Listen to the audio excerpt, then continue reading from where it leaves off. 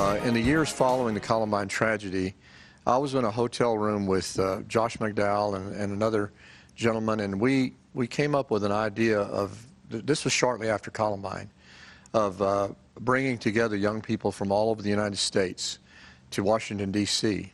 And we had an event called The Call, and it's been happening ever since then. This was the first one. There were 400,000 people at that event. Wow.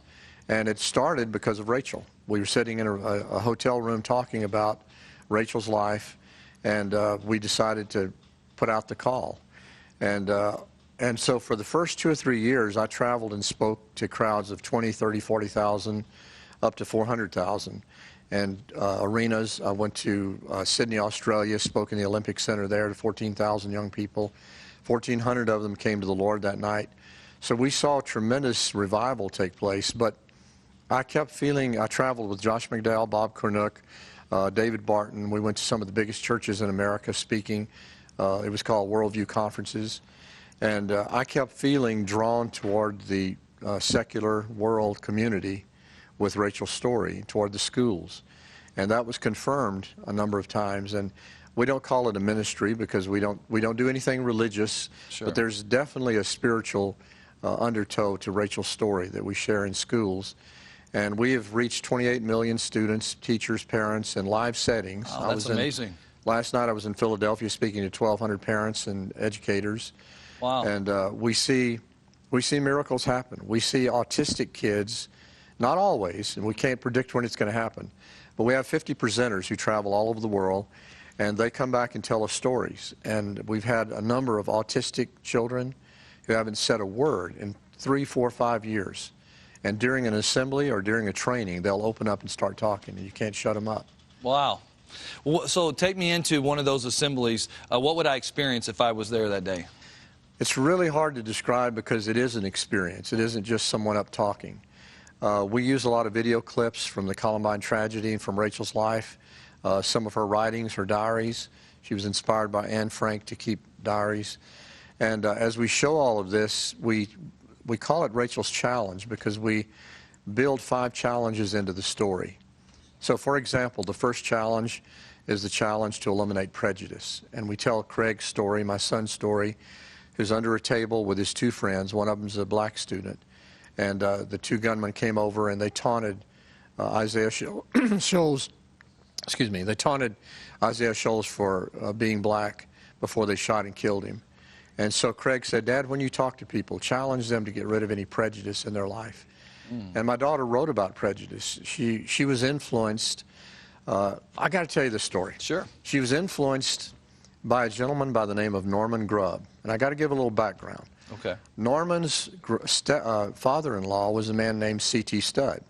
Have you ever heard the statement, only what's done for Christ will last? Sure, Only one life will soon be passed. C.T. Studd's the man who said that. C.T. Studd was led to the Lord by D.L. Moody. Wow. Studd went to, he was with Hudson Taylor in India for 20 years. Then he went to Africa, became known as the father of missions in Africa. C.T. Studd's daughter married Norman, who became a mentor in my life.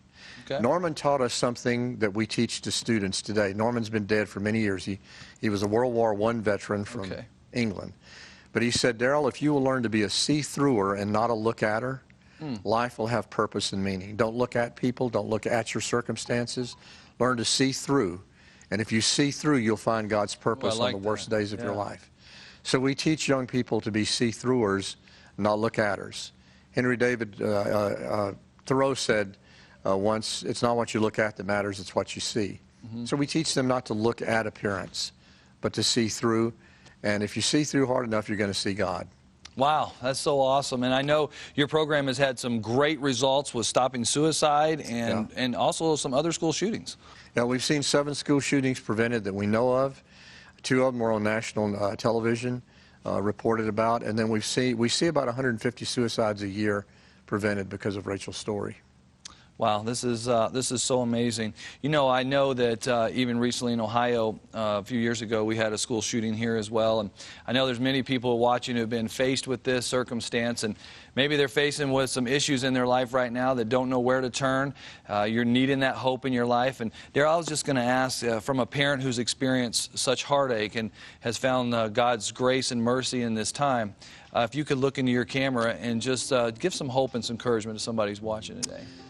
Well, if you've lost a child, my heart goes out to you because it's a wound that never quite heals. But from our experience, we chose to forgive. We chose to forgive the shooters and the families of the shooters. I would not have pardoned Eric and Dylan. I would have seen that they could never do it again. I would have gone to trial if they had lived. They committed suicide that day.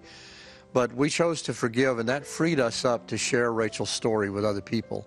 I've met parents who are very bitter and angry because of losing their children to violence. And so I just simply encourage them to celebrate the life of your child, remember the good times, be willing to forgive and move on with your life, and trust God, because there is peace, there is comfort, and there is a restoration after a tragedy.